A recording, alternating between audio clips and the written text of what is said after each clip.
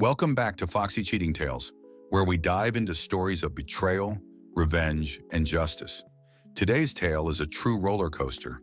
A man driven by PTSD from his military service finds himself in a situation where a manager crosses a line he didn't expect.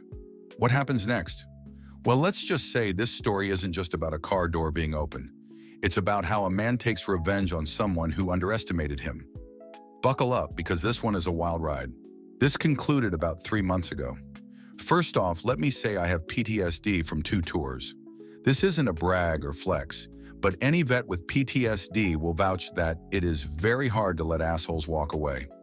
Because of this stupid shit, I can only really work jobs alone now. I've been working a while at cleaning stores after hours.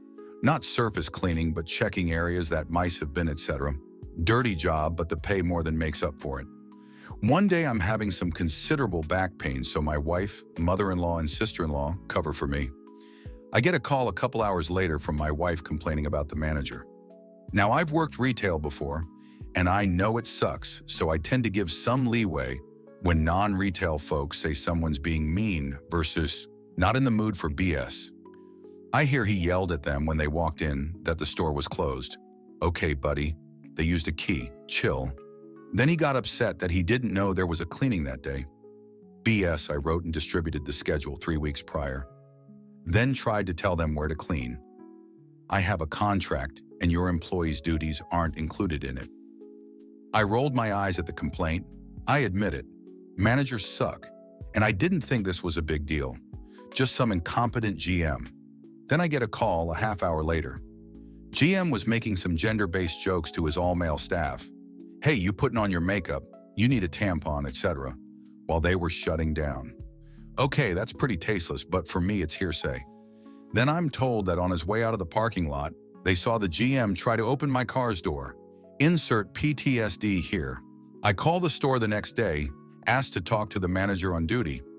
I have a pretty civil convo, highlighting my concerns about the manager paying attention to his schedule and contracts. I mentioned there was some witnessed unprofessionalism, but that's not for me to correct. Mind you, the convo is going very professionally up to this point. When I mention the car, Guy's whole attitude changes. He gets very vocal and very defensive, cutting me off and raising his voice. Before I realize we are yelling at each other. I hang up and talk to my wife. I describe the guy based off of his voice and accent, and my wife is certain that I'm speaking to the GM. I'll call him E. I call back and simply say, I want to know what authority you had to try to get in my car. E starts to play dumb until I name the security company that patrols and monitors his lot, shared lot with other businesses, and I can request footage through the police. E says he doesn't have to explain himself to me, and he hangs up. Oh, fuck no. I call back a final time. I say, if we can't work this out, I have to get your boss involved. Fine, go ahead and call me when you do. E hangs up. Insert revenge. I won't go into how, but I will explain what happened over the next few weeks. Remember, I have a key to this store and am still able to show up on contracted days. E's handwritten statement about the argument goes missing. Not a huge loss. The thing was 90% lies to get ahead of what he did. Find multiple disciplinary notes that all show that Mr. E, as all of his employees seem to call him, loved to write up all his employees for frivolous shit. This is a common tactic by weak managers as insurance for when employees complain about them. These also go missing. A file is found with many complaints about the store and interactions between E and customers. Copies are made. E's business starts to get multiple 1-star Google reviews from various accounts. Some of the reviewers post pictures of his stores, mouse infestation, and product damaged by little teeth that he leaves on the shelf. Let me tell you, seeing mouse shit next to food does wonders for your Google page. 2 anonymous complaints to the city about the mouse infestation within the store, with pictures, none of which match the ones I send to my bosses. 1 complaint to the city from an employee that cites a ton of safety violations within the store, then mentions how bad the mouse infestation has gotten and that the city should inspect and make sure they ask for proof of an exterminator. There is none. Poor gal was begging. Her name even matched an employee's name. Fancy that.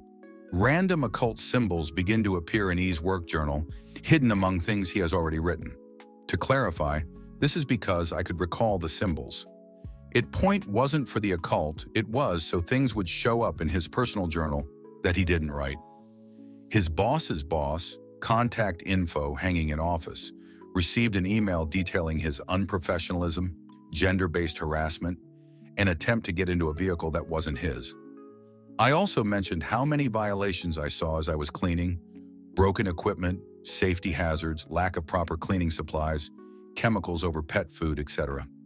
I even tried to compromise and said if they can provide a policy that says he could check my vehicle without security or law enforcement, then I'd retract my complaint.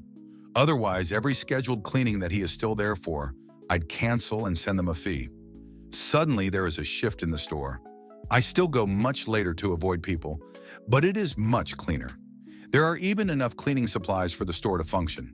There are less passive-aggressive notes everywhere. Curious about it, I go in the office and see there is definitely a change.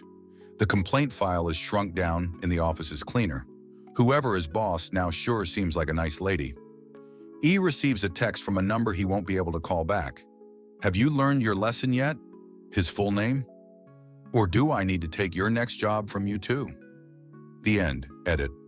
This wasn't just some random guy that happened to piss me off. I read the other Google reviews and the office complaints. E was by far the biggest ass I've ever seen in management, and further digging made it clear that he, a second manager, also responsible for a filthy store I clean, and their direct manager were buddies. Simply complaining would have resulted in nothing, clearly, hence me going even higher. The other stores I clean, about a dozen other locations, are nowhere nearly as bad.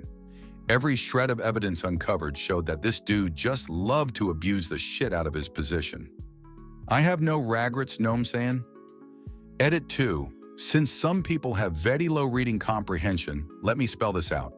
You cannot act on words, watch any body cam video. The cop explains to whoever assaults that words may hurt, but you can't act on them. Once I had something concrete, footage of vehicle access, I had my golden ticket. Any of you mad I didn't jump to my wife's defense over words or just as Jevaniel as the manager? And when my wife told me, she wasn't crying or scared or anything, she was pissed and annoyed too. She knew I couldn't do anything about the comments. Why can't some of you? Edit 3. Having a PTSD episode does not mean I'm suddenly back in the shit. This is a common misconception. Not all PTSD manifests the same. What it means for me is I enter a mindset where the opponent is an enemy, not a GM or shitty driver or rude passerby, and I have to efficiently and effectively destroy them in a way that keeps my hands clean. Final fucking edit. This wasn't about the car. This was about what one man was comfortable doing to a stranger because he thought he could get away with it. The car was just evidence I could actually work with. For those pissed I didn't white knight my wife, she cared less about the words than some of you all did because she isn't a fucking child. And that's how things unraveled for E, the manager who thought he could get away with pushing people around. It's a reminder that actions have consequences, sometimes in ways you can't anticipate. What do you think? Was the revenge deserved, or did things go too far? Let me know in the comments, and don't forget to like and subscribe for more real-life stories of betrayal and justice. Until next time, stay smart and stay safe.